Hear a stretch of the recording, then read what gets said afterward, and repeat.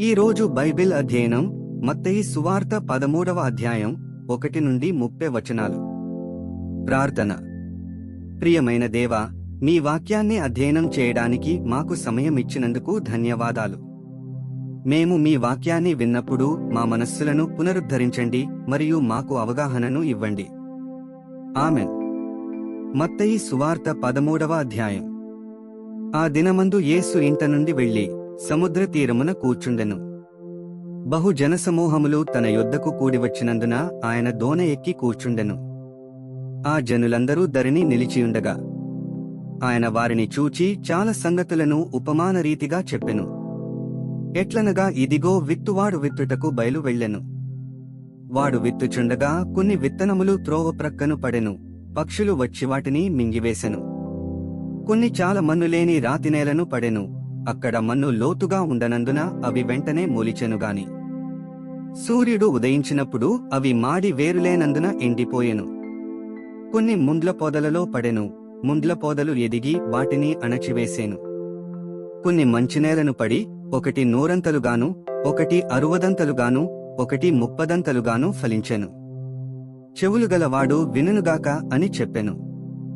తరువాత శిష్యులు వచ్చి, నీవు ఉపమానరీతిగా ఎందుకు వారితో మాటలాడుచున్నావని ఆయనను అడుగగా, ఆయన వారితో ఇట్లనెను, పరలోకరాజ్య మర్మములు ఎరుగుట మీకు అనుగ్రహింపబడియున్నది గాని వారికి అనుగ్రహింపబడలేదు. కలిగిన వానికే ఇయ్యబడును, వానికి సమృద్ధి కలుగును. లేని వానికి కలిగినదియు వాని యొద్ద నుండి తీసివేయబడును. మరియు వారు చూచుచుండియు చూడరు, వినుచుండియు వినకయు గ్రహింపకయునున్నారు. ఇందు నిమిత్తము నేను ఉపమానరీతిగా వారికి బోధించుచున్నాను. ఈ ప్రజలు కన్నులార చూచి, చెవులారా విని, హృదయముతో గ్రహించి, మనస్సు త్రిప్పుకుని నా వలన స్వస్థత పొందకుండునట్లు వారి హృదయము క్రొవ్వినది. వారి చెవులు వినుటకు మందములైనవి, వారు తమ కన్నులు మూసికొనియున్నారు.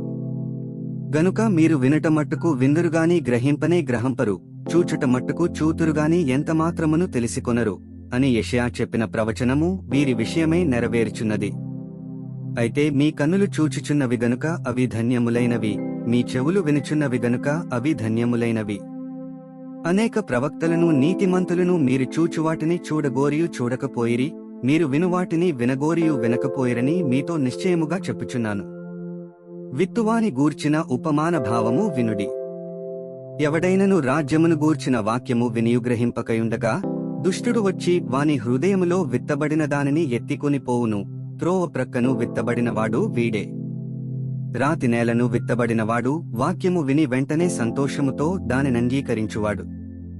అయితే అతనిలో వేరులేనందున అతడు కొంతకాలము నిలుచునుగాని వాక్యము నిమిత్తము శ్రమయైనను హింసయైనను కలుగగానే అభ్యంతరపడును. ముండ్ల పొదలలో విత్తబడినవాడు వాక్యము వినువాడేగాని ఐహిక విచారమును ధనమోహమును ఆ వాక్యమును అణచివేయును గనుక వాడు నిష్ఫలుడవును. మంచినేలను విత్తబడినవాడు వాక్యము విని గ్రహించువాడు. అట్టివారు సఫలులై ఒకడు 100 ఒకడు 60 ఒకడు 30 ఫలించుననెను. ఆయన మరియొక ఉపమానము వారితో చెప్పెను. ఏమనగా, పరలోక రాజ్యము తన పొలములో మంచి విత్తనము విత్తిన ఒక మనుష్యుని పోలియున్నది. మనుష్యులు నిద్రించుచుండగా అతని శత్రువు వచ్చి గోధుమల మధ్యను గురుగులు విత్తిపోయెను. మొలకలు పెరిగి గింజపట్టినప్పుడు గురుగులు కూడా అగపడెను. అప్పుడు ఇంటి యజమానుని దాసులు అతని యొద్దకు వచ్చి, అయ్యా, నీవు నీ పొలములో మంచి విత్తనము విత్తితివిగదా, అందులో గురుగులెక్కడ నుండి వచ్చినవని అడిగిరి. ఇది శత్రువు చేసిన పని అని అతడు వారితో చెప్పగా, ఆ దాసులు, మేము వెళ్లి వాటిని పెరికి కూర్చుట నీకిష్టమా అని అతనిని అడిగిరి. అందుకతడు, వద్దు, గురుగులను పెరుకుచుండగా వాటితో కూడా ఒకవేళ గోధుమలను పెళ్లగింతురు. కోతకాలము వరకు రెంటిని కలిసి ఎదుగనీయుడి. కోతకాలమందు గురుగులను ముందుగా కూర్చి వాటిని కాల్చివేయుటకు కట్టలు కట్టి గోధుమలను నా కొట్టులో చేర్చిపెట్టుడని కోతగాండ్రతో చెప్పుదుననెను. 30 వచనాలు చదివియున్నాము. ముగింపు ప్రార్థన.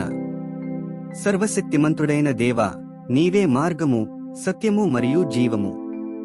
చదివిన వాక్యాన్ని మీ కృప ద్వారా మా హృదయాలలో ఉంచుకుని మా జీవితంలో అన్వయించుకోవడానికి మాకు సహాయం చేయండి. ఆమెన్.